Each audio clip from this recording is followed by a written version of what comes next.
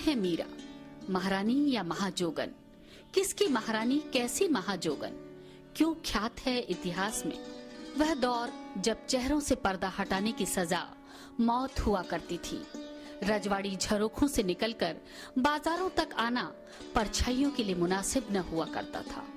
उस दौर में चित्तौड़गढ़ की जोगन महारानी मीराबाई ने भक्ति रस में आप्लावित स्वरों से मेवाड़ की गली बाजारों और कूचों तक को रोशन कर दिया था। सामने सामंतवादी बंदिशें और महाराजाओं की काल सर्प बेड़ियां थी, लेकिन अपने सखा भगवान श्री कृष्ण के प्रेम रंग में आकंठ डूबी प्रियतमा मीरा के विद्रोह पर न तो कोई बंदिशें लगाम लगा सकी और न ही बेड़ियां कैद कर सकी प्रभु के प्रति प्रेम के पावन इजहार को। चित्तौड़गढ़ की सन्यासिन महानायिका प्रेम दीवानी मीरा भक्ति के संपूर्ण युग का स्वर्णिम अध्याय है। प्रजातांत्रिक समाज की महिलाएं प्रयोग के तौर पर जो आज करने में जुटी हैं, श्री कृष्णा की सखी मीरा ने आज से 500 बरस पूर्व ही उन विचारों की नींव रख दी थी। उस जमाने में जब स्त्री शिक्षा नहीं होती थी, स्त्रियों का बाहर निकलना मना था, स्त्री पर्दा प्रथा थी, उस जमाने में मीरा ने जो हमें एक सोच दी, मीरा ने जो हमें एक संदेश दिया कि वो किस तरह सामंतवादी युग में भी वो बाहर निकल के अपनी भक्ति के द्वारा, और उन्होंने जो समाज में एक संदेश दिया कि नारी भी किसी से कम नहीं है। आज की नारी तो इतनी आगे आ गई है, इतनी आगे जा चुकी है। उस जमाने में आज सोचिए लगभग 500 साल पहले जब मीराबाई ने ये समाज को संदेश दिया कि भाई नारी को भी आगे आना चाहिए, अपने आप में एक प्रासंगिकता बताती है। राजमहलों के वैभव, रनिवासी जीवन को ठोकर मारकर विष का प्याला अपनाना मीरा की आध्यात्मिक पराकाष्ठा थी। मीरा मारवाड़ की बेटी थी, वहीं मेवाड़ राजघराने की बहू भी। आज मीरा और मेवाड़ एक दूसरे के पर्याय हो चुके हैं।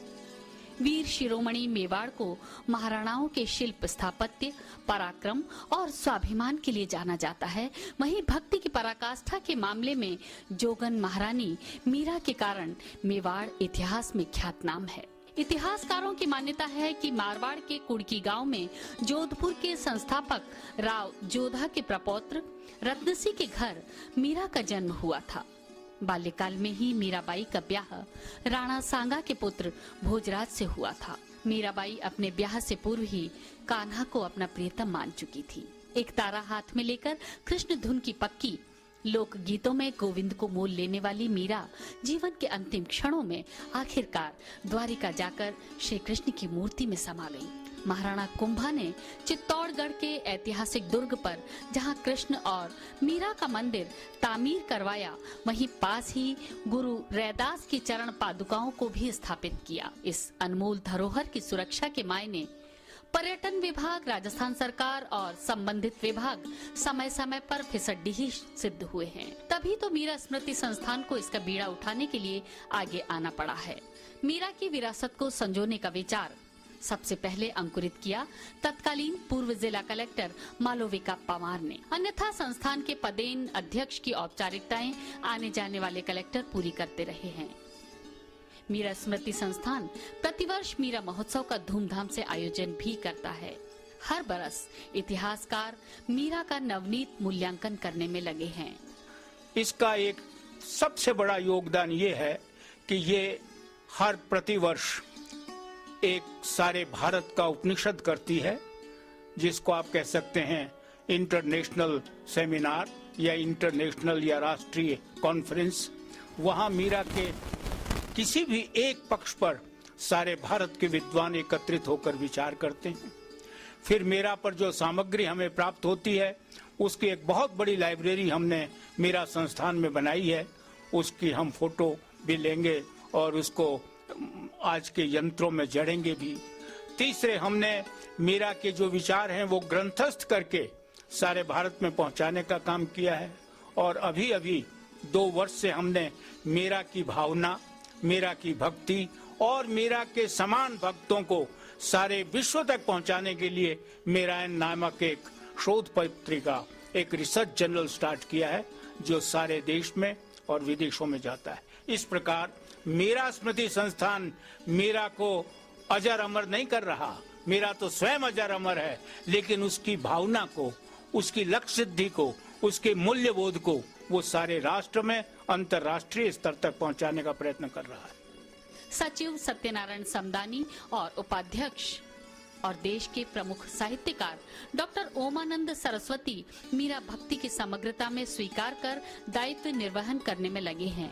संस्थान की स्थापना सन 1990 में चित्तौड़ की तत्कालीन जिला कलेक्टर डॉक्टर मालविका पवार ने की थी। दरअसल मीरा स्मृति संस्थान एक सार्वजनिक संस्था है। ये एक पंजीकृत संस्था है जो राजस्थान सोसाइटीज रजिस्ट्रेशन एक्ट के अंतर्गत रजिस्टर्ड करवाई गई है। संस्कृति मंत्रालय भारत सरकार ने 10 लाख रुपए का अनुदान पारित कर मीरा के अनुयायियों को शक्ति प्रदान की है। भारत सरकार के संस्कृति मंत्रालय ने हमें मीरा स्मृति संस्थान का ये शोध और संस्कृति भवन बनाने के लिए 10 लाख रुपये की वित्तीय सहायता प्रदान की।